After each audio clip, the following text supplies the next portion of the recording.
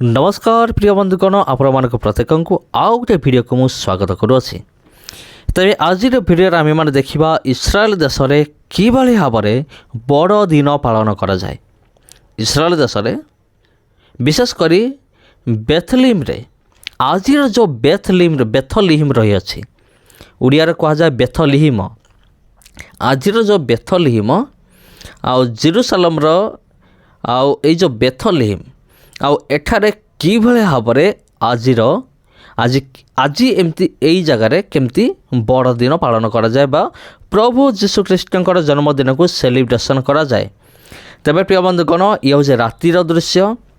राति किभली स्टार सजाही आ विभिन्न दुकान गुड़िक सजाही आउ विभिन्न जगार सजाही प्राय सबु दुकान रे प्राय सबु दुकान को एमती सजा जाई थाए कारण आजिर दिन हूँ प्रभु जीशु ख्रीष्टर जन्मदिन बोली एमाने कौन करती जन दियंती केवल यही शुभ वार्ता जनवाई। आईटा हूँ एक बहुत बड़ खुशीर खबर आपण भी जानती कारण डिसेम्बर 25 पूर्वर प्री ख्रिसमस हुए आ कहीं डिसेम्बर 25 को से पालन करें बहुत जाक जमक बहुत लाइट आउ सजा सजी करिकी से कौन करती यही बड़ दिन को से पालन करती। तेबे प्रिय बंधुगण ख्रीष्ट प्रिय भाई एवं भौणी माने तेबे देखंतु इस्राएल देश में केमिति बड़ दिन पालन करा जाए। इस्राएल देशर बड़ दिन को टिके निजे देखंतु आपण को देखा निमंते ही ये वीडियो को नहीं आसी आपण थोड़े देखंतु एवं जानतु केमती सजासजी केमती हुए। आमर भारत वर्षर मध्य डिसेम्बर 25 दिन चर्च गुड़िक बेसी सजासजी होता है विशेष करके आपण देखिए कैथोलिक चर्च गुड़िक आ से केमती जाक जमक महा आडंबर सजाई था।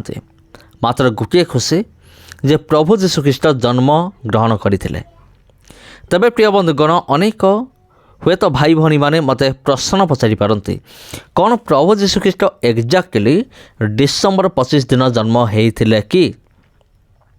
तबे यार उत्तर मु कहि तार कौन सी बाइबल रे रेकर्ड नहीं जे प्रभु जीशु ख्रीष्ट डिसेम्बर 25 जन्म होते बोली।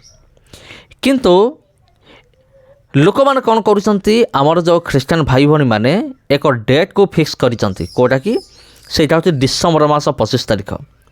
प्रभु जीशु ख्रीष्ट डिसेम्बर 25 रे जन्म होते बोले कौन से बिब्लिकल रेकर्ड नहीं किंतु प्रभु जीशु ख्रीष्ट जगत रे जन्म होते एटा किंतु सत्य विषय अटे।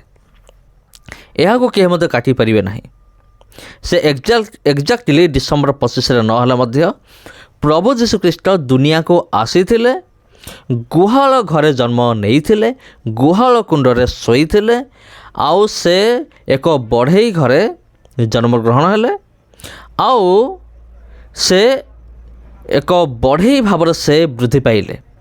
परवर्ती मुहूर्त रे जेतेबेले ईश्वर को आत्मा तांको चालना देला आउ से कौन कले सेवा कार्य निमित्त बाहरले तांकर जेतेबेले समय हैला ईश्वर माने राज्य को प्रचार करिया निमते तापर से बाहरले।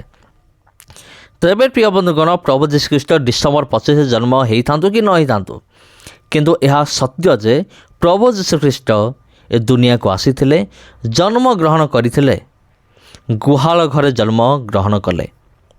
आपण पढ़ंतु सुसमाचार पुस्तक गुड़िक पढ़ंतु आपण जानिपारिबे जोटा कि एक इतिहास अटे।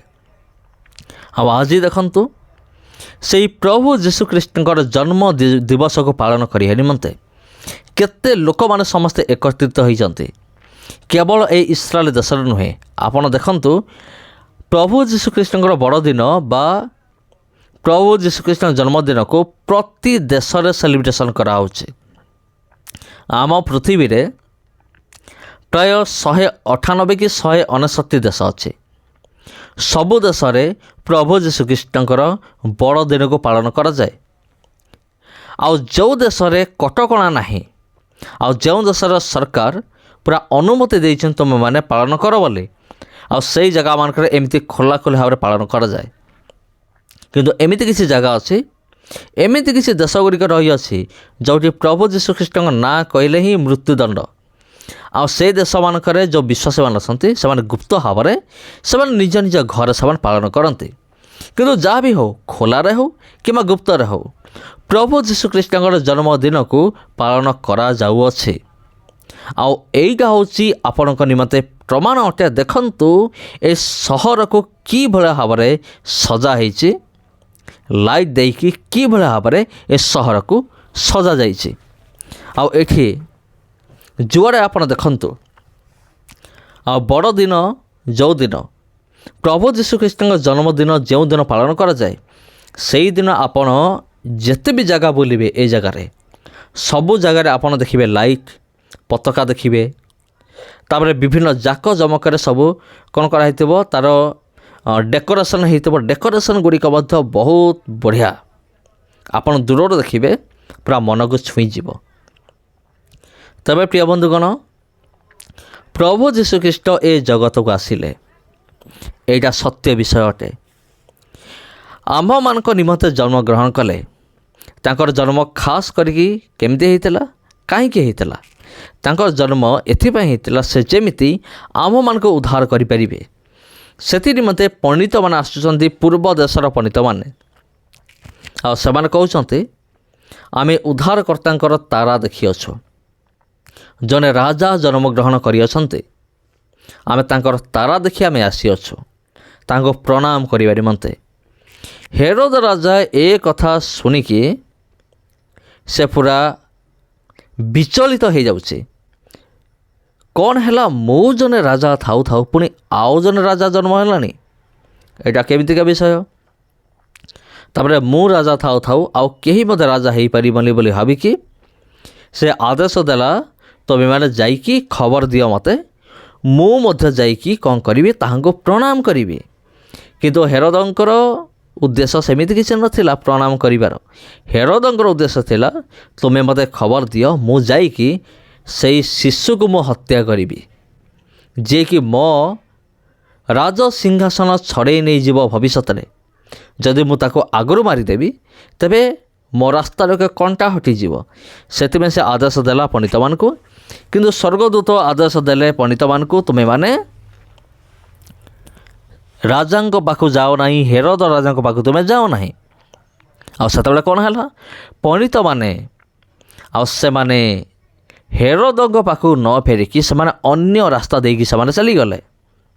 ପରବର୍ତ୍ତୀ ମୁହୂର୍ତ୍ତରେ ଆମେ ଦେଖୁଛୁ, ବାଇବେଲରେ ବି ରେକର୍ଡ଼ ଅଛି, କେମିତି ହେରୋଦ ନିଜ ସୈନ୍ୟମାନଙ୍କୁ ପଠାଇକି ସେହି ଅଞ୍ଚଳର 2 ବର୍ଷ କିମ୍ବା 2 ବର୍ଷର ସାନ ଯେତେ ବି ଶିଶୁ ଥିଲେ ସମସ୍ତଙ୍କୁ ହତ୍ୟା କରିବା ନିମନ୍ତେ ସେ ନିର୍ଦ୍ଦେଶ ଦେଲେ।